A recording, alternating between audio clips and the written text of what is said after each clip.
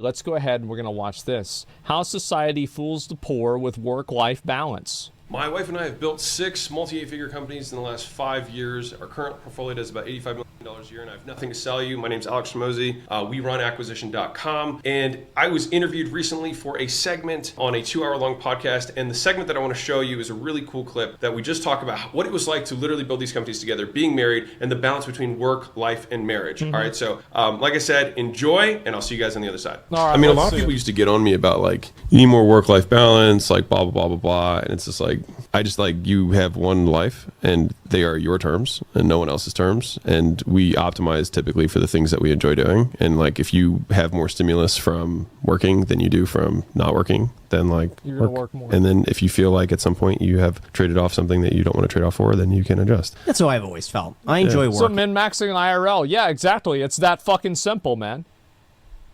Yeah, look at that. It's like, that's what I've always done too. Like, most of the things that I do are min-maxing. The reason why I wear white t-shirts and not black ones is because dandruff doesn't show on white t-shirts. The reason why I have a beard is because I can go longer without shaving for me to not worry about, not looking bad, you know? So everything that I do in my whole life has been min-maxed.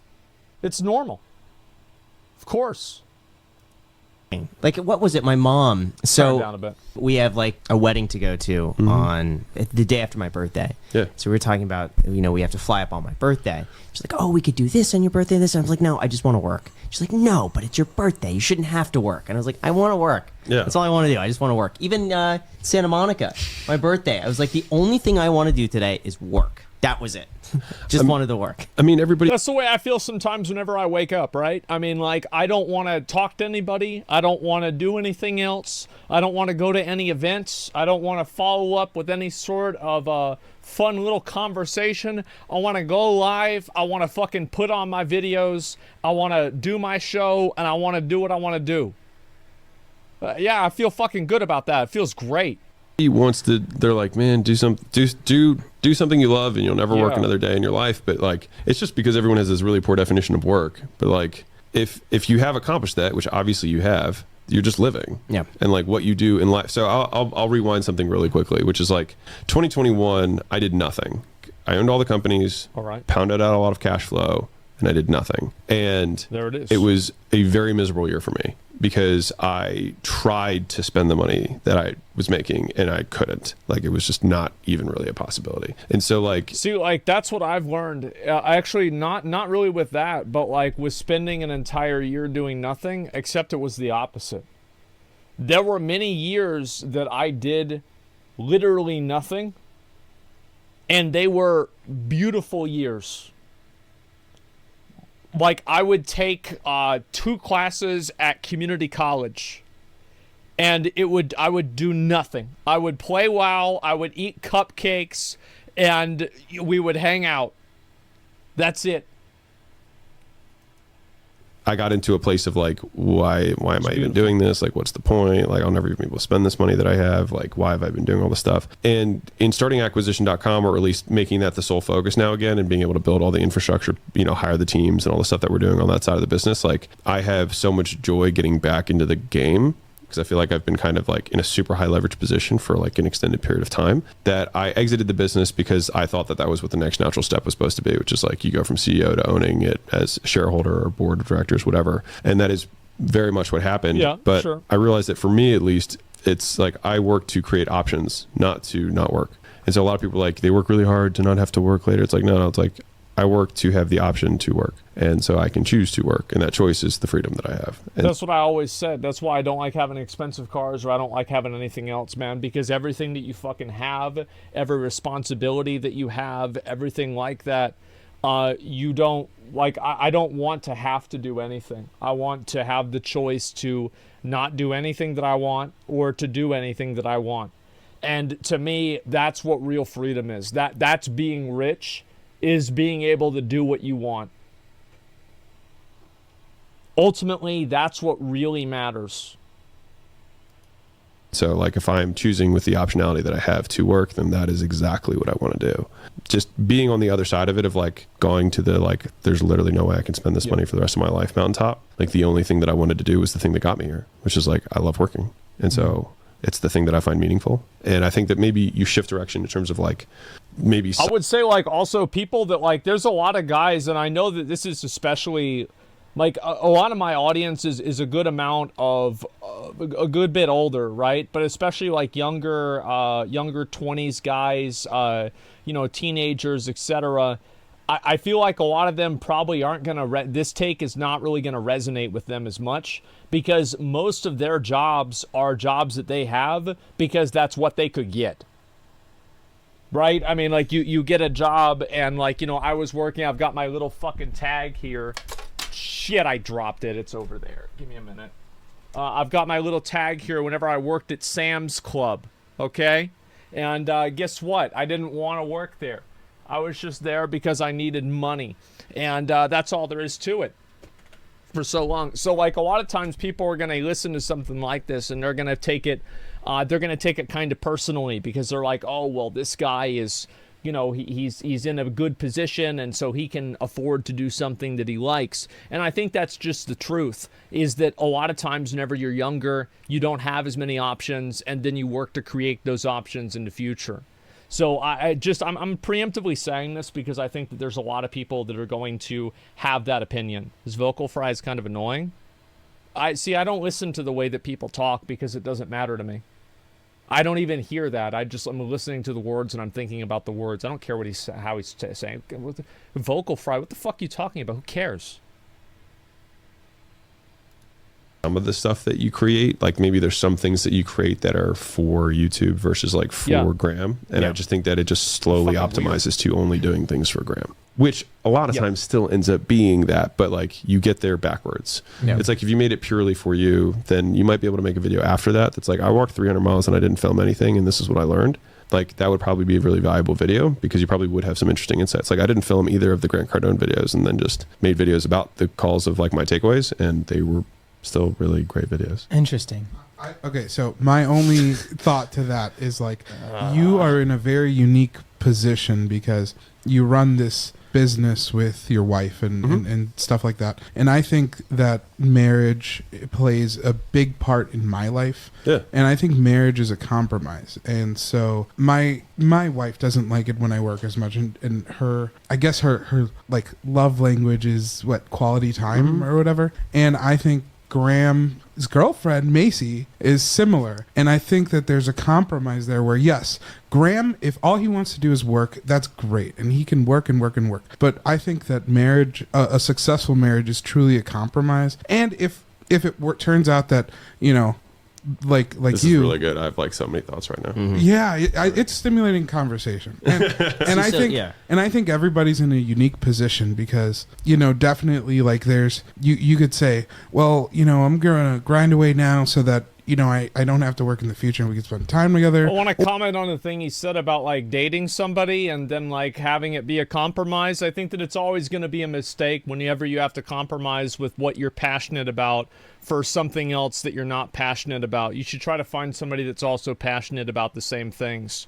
The odds are that the guy that, you know, the hat guy, the beard guy that the video is about, that guy, you know, his wife likes doing the same things that he does, and because of that, they don't necessarily need to compromise on this because it's what they both want to do. It makes sense. Yeah, you've got to get yourself a gamer girl. Yeah, there you go. Because if you have some girl that doesn't like playing video games and then you're dating her and you're playing video games all the time, this is going to be a problem. It's going to be a fucking problem. And it's like, why not just find somebody that has the same interests that you do? I think that the idea of, obviously, like with everybody, you always have to compromise. But I do think that if all you're doing is compromising, maybe there's compatibility issues.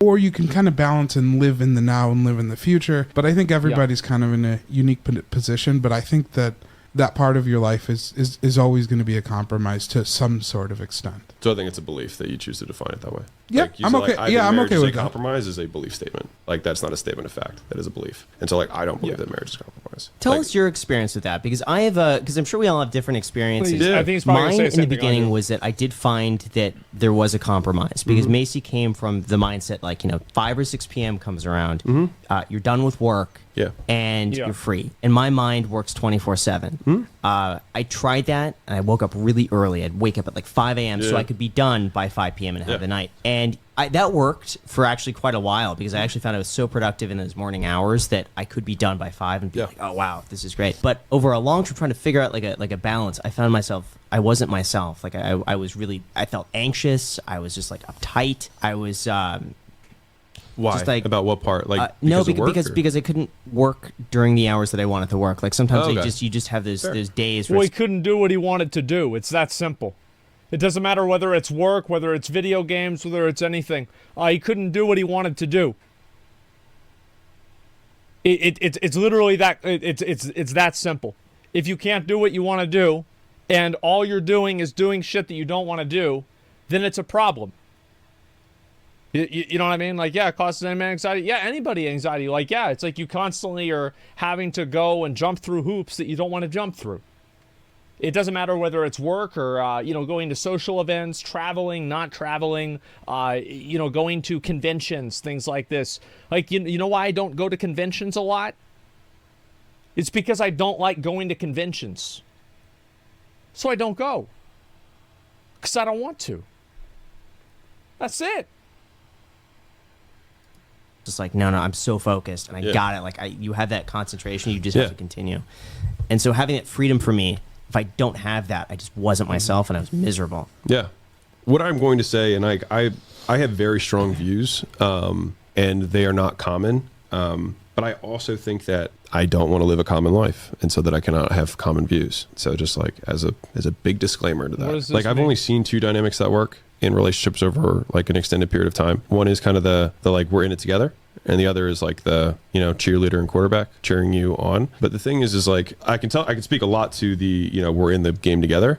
For me, I know personally, like I had two very long relationships that were cheerleader dynamics, and to me, I could not imagine living life that way, having now lived what I live now. Because like Okay. there's a certain amount of shared respect that you never get with somebody who does not know what it's like to be. People say main character syndrome. Somebody said that in chat. Yeah, everybody's like, yeah, I'm the main character in my life too. What I want is more important than what other people want. Absolutely. It's my life. Yeah. Yeah, I'm the main character. Absolutely.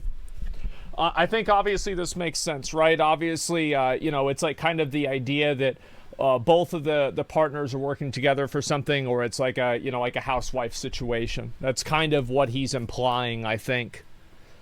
Well, when you want someone else to be main character of your life, like in super mentality, yeah, exactly. Having the same hustle is majorly important, even if you are hustling the same dream. I think that it's like even with what this guy is saying, he's kind of doing the same thing that he criticized this guy for doing, right? Is like this is his belief. Obviously, this is an opinion. I think that obviously there are a million different people that are married in a million different ways. So it's not like there's only two different ways that the world can work. I think that he's really talking about like his own personal opinion. So I don't want anybody to take this and be like, oh, well, this is how it should be for me or how it should be for everybody, because that's just not how it works. Everybody's different. The same as everybody looks different, everybody thinks different. Be in the battlefield or in the arena. And if I'm like, I need to work for the next 3 days and like write 5 book chapters, like there's not a discussion. It's like, of course, do your thing. There's no like, I can't believe you're like, And Yeah. to the flip side, in the cheerleader dynamic, a cheerleader who's really rooting for the team doesn't ask the quarterback to come out when the game's on the line. And so I think that a lot of people are running in what they consider to be cheerleader dynamics, but they are inverted dynamics. They're actually sabotaging the game. I think that it's like in that dynamic, it's harder, in my opinion, to do the cheerleader quarterback because you have to have a very aligned mission and goals of like the relationship. It's easier to do that in the dynamic that you're working together because it's so clearly stated with the mission and the goals of like, this is where I want to go and this is how I want to get there. And like, do you want to come with me? And then you're very much operating on this shared sense of reality. And it also becomes difficult for entrepreneurs, in my opinion, now like I mean, I'm sure you've seen plenty of people get divorces as they get older and whatnot, is that like, if you're like, all right, this will be interesting. So typically, So somebody, a person mentioned today that, well, I'll listen to what he said. Pretty easy to start your own business, fail a couple times, and your father has money and connections, get VC funding. So I saw like this is a bit of advice from, this is a guy, and he was the youngest executive at a tech company. And what he would do is, different things that helped him get there was that, he'd wake up at 4:30 in the morning. He would take cold showers. He would, eat healthy. He would write down, all the things that he's grateful for. He'd go for a run before work. And, he'd show up to work and he'd really put in 100%. And he was in bed by 8 p.m. And also, his dad owned the company. So you're right. You're absolutely right. 100%. However, there are a lot of people that are successful and they don't need a small loan of $1 million. There are people that just work their way up and are successful more and more over time. So yes, obviously people can always play the privilege card or something like that. But I would argue that having the capacity to work hard and really move towards a goal is a mindset that is a privilege in itself. And there's a lot of people that just don't have that mindset, and they don't have like that natural inclination. And so I would try to broaden the view of the idea of privilege and advantages beyond just like monetary and material things. when people become attracted, so Esther Perel, if you've heard of her, she's really interesting, like relationship person. She's like one of the top TED Talks on it. I think it's called Mating Captivity is her book. But in the beginning, you have kind of this mystery because you don't know each other, and that's what creates like the excitement, right? And as you get to know each other over time, you swing like from mystery to familiarity, right? You get a little bit more security, you get to know each other better, and it feels like more and more amazing. And so what you do is you just keep trying to do that, right? But what ends up happening is that you overcorrect, and then you become siblings. And then it's like, well, that's not good. And so it's not a problem to be solved, but a dichotomy. Sounds good to me, brother. What the hell's wrong with that? What this man trying to say? Need to be managed, right? In terms of like how much space do you create versus how much familiarity. What happens when people, like entrepreneurs specifically, like have their business and they have the wife, they spend more time in the beginning, and all of a sudden they don't spend as much time together, and then they grow apart because they're also exposed to different stimuli, right? And so you adapt to the stimuli that you have, and then you grow apart. On the flip side, if you're in my scenario where we're like doing the same thing together, the downside of this one, these couples make 5 times more money than any of the other versions that I just said. But you can become too familiar, and then you just become siblings. So for us, we actually create more space. So it's like we try to work on separate sides of the house. We don't attend the same meetings. So like at the end of the day, we can sit down at dinner and be like, how? I think that this is this is a personal decision, right? I wish that he would preface more of this by saying this is like his opinion for stuff. And I think that it's fine, right? It's the same as like I've said before, like if you have 2 people that are happy with each other and doing a certain thing, then I think that's already good. You don't need to justify this or tell other people what they need to do or not need to do. But yeah, it's just I think I wouldn't necessarily say this is advice that people should try to follow. I don't know. I mean, at least for me personally, I think it's kind of weird. It's your day, and she can tell me something rather than me saying like, oh, I was there, I know, right? Yeah. And so the happiest couples are actually couples that have both have careers that are not necessarily together. Yeah, true. So on average, these couples are the ones that, because they have a shared goal in terms of this is what we want to do, they have shared values in terms of how they want to get there, and they respect one another, and they respect each other's goals, and then they walk kind of in parallel.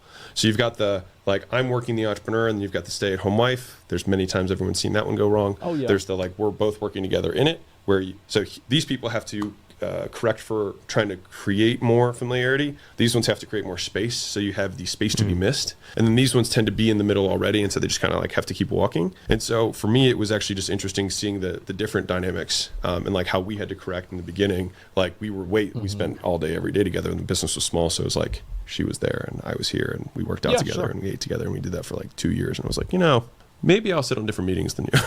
Yeah. But like seeing the level of like commitment and loyalty that you get from that. I'm the kind of person that needs a lot of space too myself. I like being alone. I like doing my own fucking shit. You know, it doesn't matter how much I like a girl. I also like myself. I like being by myself. It's nice. I view other people as a mirror, and you spend all this time looking at different mirrors, and it changes who you see yourself as.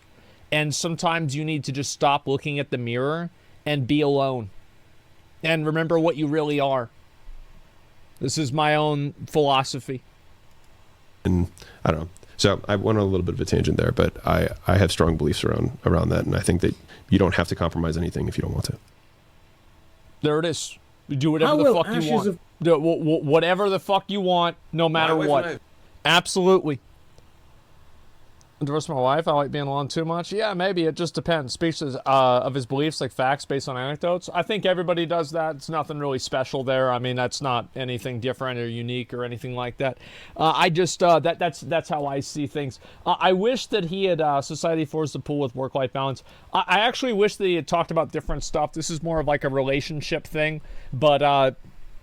In general, I do think that there's a lot of people that are in, like, you know, a pretty bad position in life, and there are a lot of things that society idealizes in some cases that I feel like are unhealthy, like the idea of working hard. I don't think that working hard should really be the goal. It should be achieving the goal, because a lot of people misunderstand what that means. They're working very hard at something, but they're not making as much progress as if they had stepped back and maybe not work as hard, but reevaluate the process of working and make it more efficient. So yeah, I do wish he had talked about more of that stuff, and, you know, like the relationship shit. I think this is, again, very personal. I haven't watched any of this guy's videos before. I'll link it to you guys. There you go. Gotta go hard into work? Yeah. So true. It's my boss's problem at the moment. I think a lot of people have that. Absolutely. People don't give themselves a goal. They think it's unattainable. Well, most things are unattainable until you get them. And also, it's like, I think that this is going to sound like weird, but like farming shit in WoW actually gave me a really good perspective on working towards long-term goals. So, for example, I had a long-term goal of, in Legion, basically they added this faction or some like achievement or something like that where you had to get all of your professions up to max level, and I had to do this in the most efficient way. So I thought about what is the most efficient way for me to level up all of my professions for all of my characters. So I thought that the most efficient way was to actually do the Darkmoon Fair.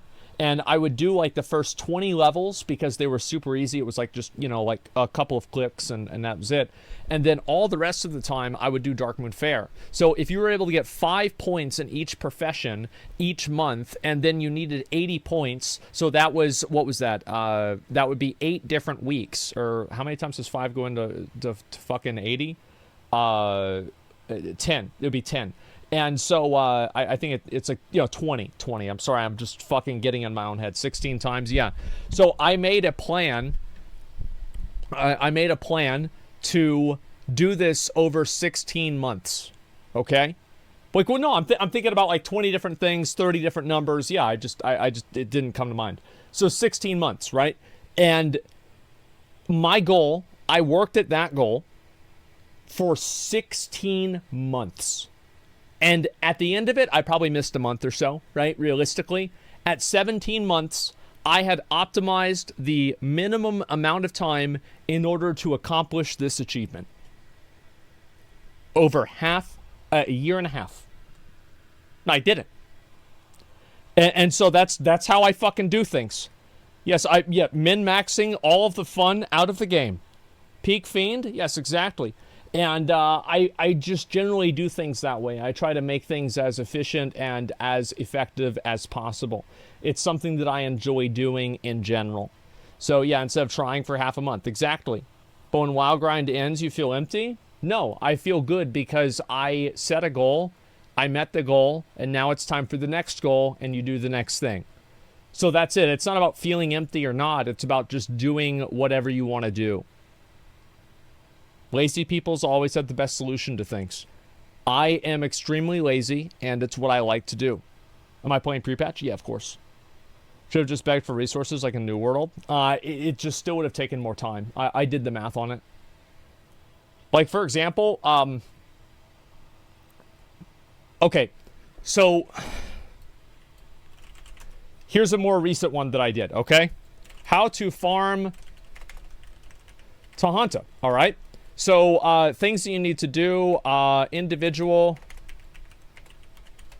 time requirements to get the attunement, effectively, right? To obtain the boss, obtain the mount, right? So then you have to find out, and you have to look into this about each individual thing that you need to do in order to get this actual mount. So you think about getting the character, the quest done, and then getting the follower, and then also on top of that, getting the anima. So then you itemize all three of these things, and you figure out how much time it would take in total for all three of these things to be done. And then you compare that to the amount of time that you will save by not having to travel back and forth doing it every single day on one character. So you figure out what that time is, and I actually ended up wasting time because I got lucky with the mount. So I got 4 characters, and I thought 4 would be a good break point that I could invest the 4 hours that it would take for me to get this mount, to be able to kill the NPC for this mount, and I got the mount.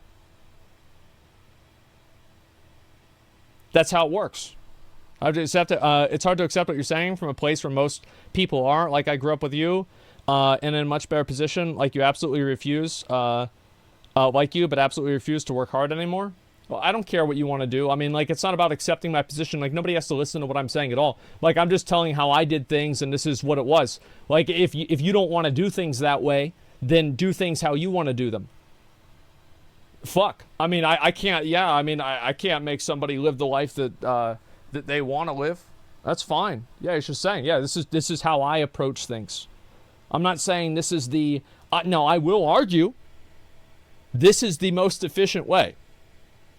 And I have numbers to back this up. However, some people don't want to deal with it that much. They don't care that much. I could tell you how to make a better steak, though. No, you can't. Because also, better steak... See, the value...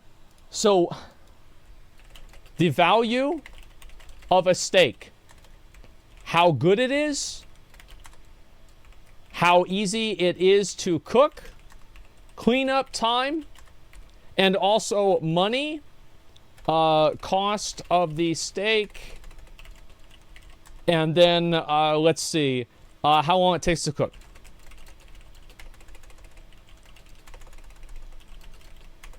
So all you're thinking about is how good it is. Well, I'm not just thinking about that. I'm also thinking about how easy it is to clean up the pan. How easy is it to cook the steak in itself? How much does the steak cost? And all of these things, how long does it take to season the steak? So I have min-maxed my steak eating, and this is peak performance. This is what I do. Can we stop the Tony Robbins shit and play some games? It's not Tony Robbins. It's common fucking sense.